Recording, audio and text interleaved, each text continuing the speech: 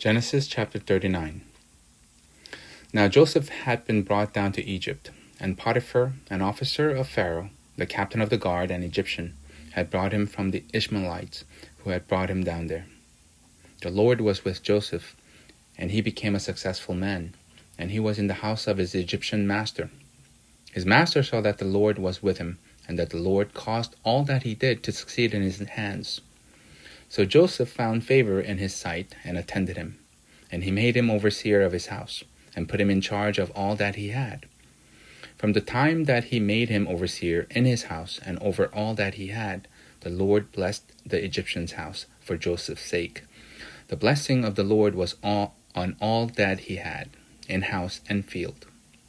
So he left all that he had in Joseph's charge, and because of him he had no concern about anything but the food he ate. Now Joseph was handsome in form and appearance, and after a time his master's wife cast her eyes on Joseph and said, "Lie with me." But he refused and said to his master's wife, "Behold, because of me my master has no concern about anything in the house, and he has put everything that he has in my charge. He is not greater in this house than I am, nor has he kept back anything from me except you, because you are his wife. How then can I do this great wickedness and sin against God?" And as she spoke to Joseph day after day, he would not listen to her, to lie beside her, or to be with her. But one day, when he went into the house to do his work, and none of the men of the house was there in the house, she caught him by his garment and saying, "Lie with me." But he left his garment in her hand and fled and got out of the house. And as soon as she saw that he had left his garment in her hand and had fled out of the house, she called to the men of her household and said to them, "See, he has brought among us a Hebrew to laugh at us. He came in to me to lie with me, and I cried out with a loud voice. And as soon as he heard that I lifted up my voice and cried out, he left his garment beside me and fled and got out of the house." Then she laid up his garment by her until his master came home. And she told him the same story, saying, "The Hebrew servant whom you have brought among us came in to me to laugh at me. But as soon as I lifted up my voice and cried, he left his garment beside me and fled out of the house." As soon as his master heard the words that his wife spoke to him, "This is the way your servant treated me," his anger was kindled. And Joseph's master took him and put him into the prison, the place where the king's prisoners were confined, and he was there in prison. But the Lord was with Joseph and showed him steadfast love, and gave him favor in the sight of the keeper of the prison. And the keeper of the prison put Joseph in charge of all the prisoners who were in the prison. Whatever was done there, he was the one who did it. The keeper of the prison paid no attention to anything that was in Joseph's charge, because the Lord was with him, and whatever he did, the Lord made it succeed. Genesis chapter 40.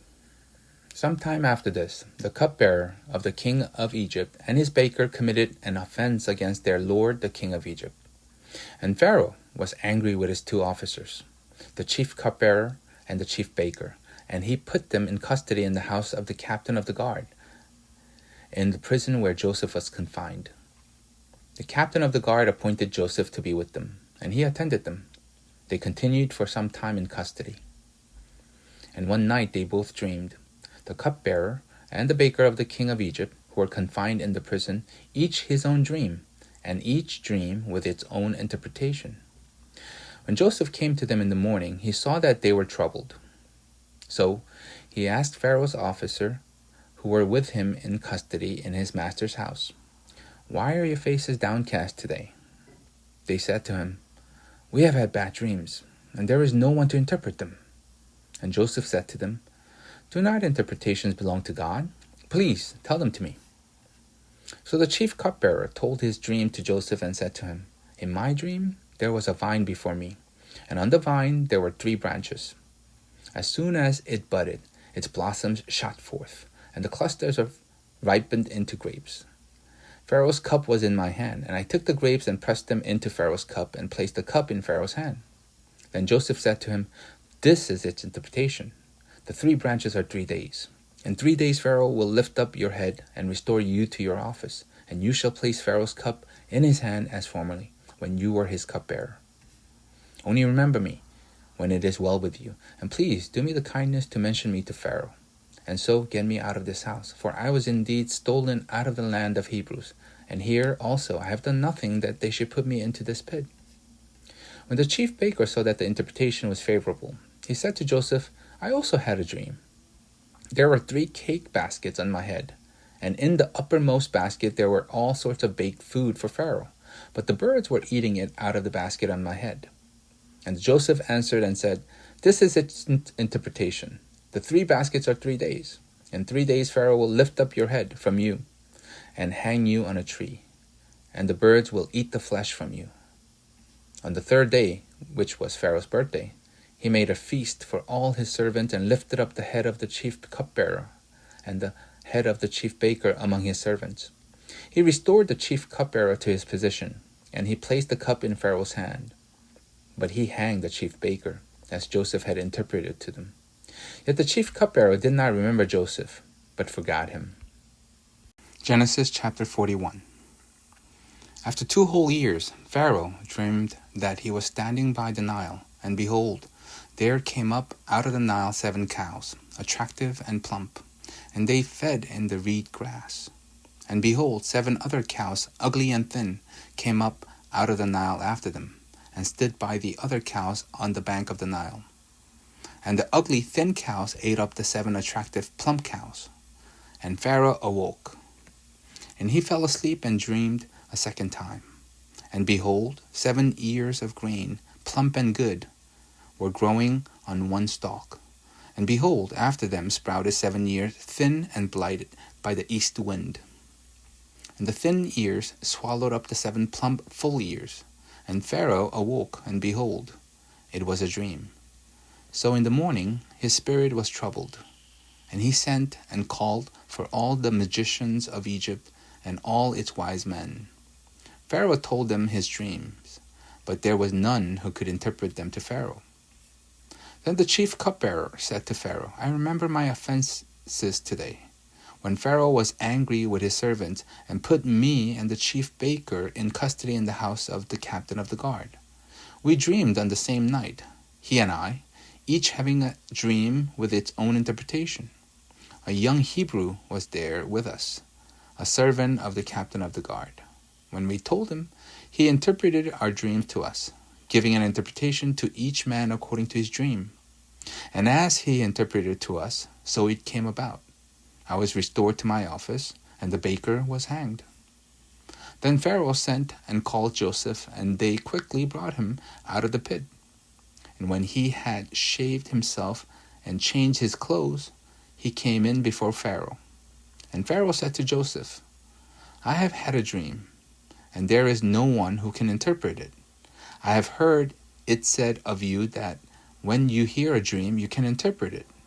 Joseph answered Pharaoh, "It is not in me.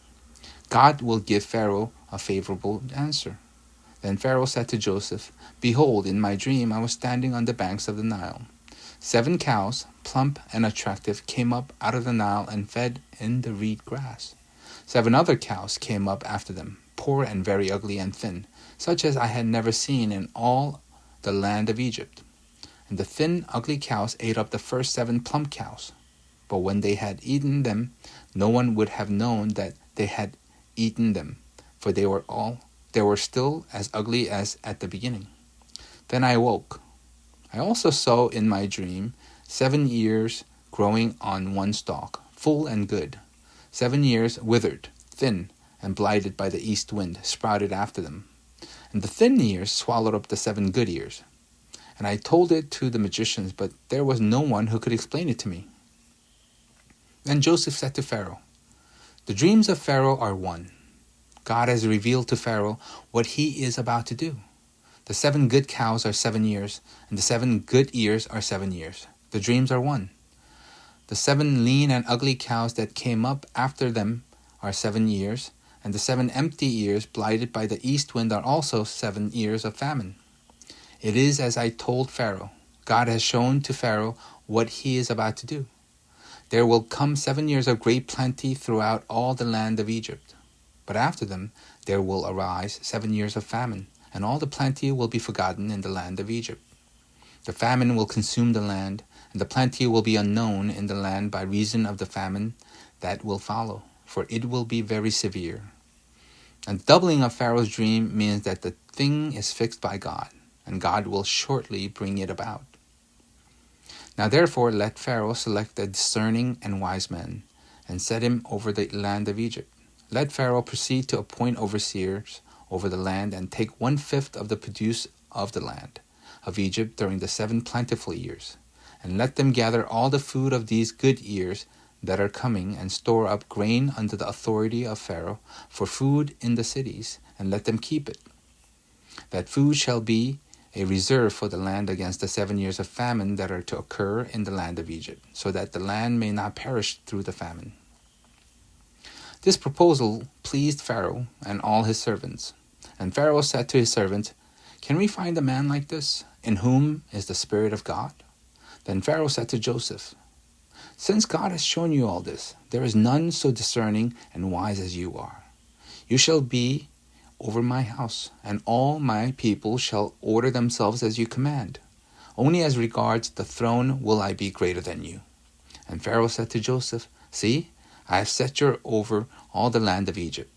Then Pharaoh took his signet ring from his hand, and put it on Joseph's hand, and clothed him in garments of fine linen, and put a gold chain about his neck. And he made him ride in his second chariot. And they called out before him, "Bow the knee." Thus he set him over all the land of Egypt. Moreover, Pharaoh said to Joseph, "I am Pharaoh, and without your consent no one shall lift up hand or foot in all the land of Egypt."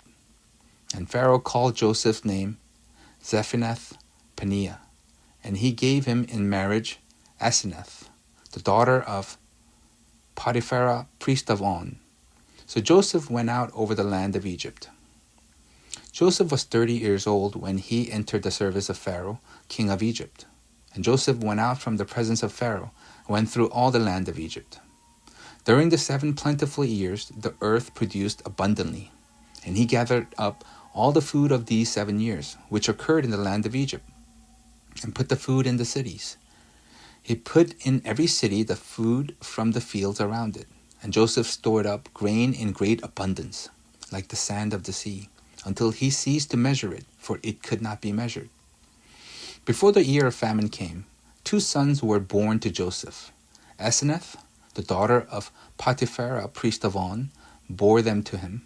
Joseph called the name of the firstborn Manasseh, for he said, "God has made me forget all my hardship and all my father's house." The name of the second he called Ephraim, for God has made me fruitful in the land of my affliction. The 7 years of plenty that occurred in the land of Egypt came to an end, and the 7 years of famine began to come.